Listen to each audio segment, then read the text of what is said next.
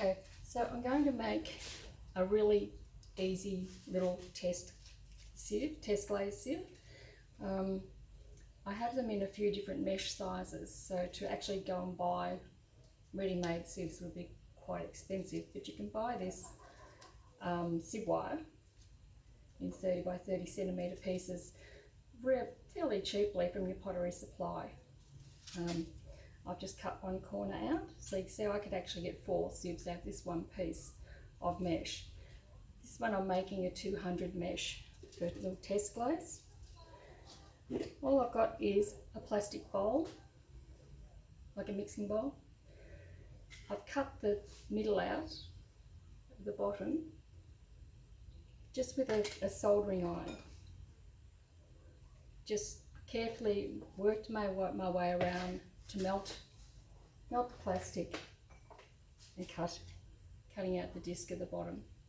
I do it outside with a mask because the fumes aren't great. Then just use the soldering iron to smooth out any little rough bits.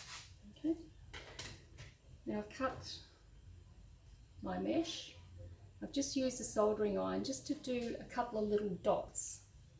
Just put the soldering iron on the plastic just so that I can get a good stretch. I can stretch that wire tight. So just hold it on there, just till you see the plastic coming through.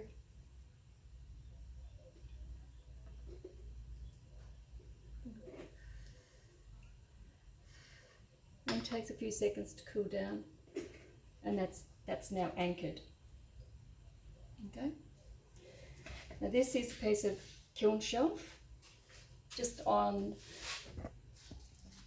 simple little barbecue gas burner. Okay. So just get it nice and hot. Now you can test that that's hot enough with the disc that you cut out. Just hold on there and you can see that it's melting, so it's hot enough. So what I'm just going to do, I'm going to push this onto the hot kiln shelf and it will melt all the way around.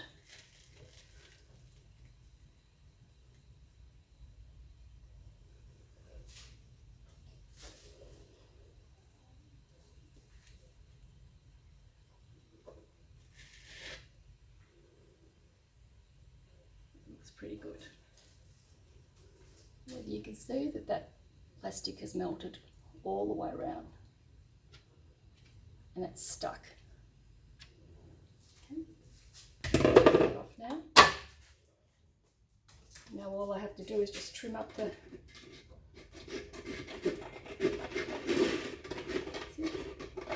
wire.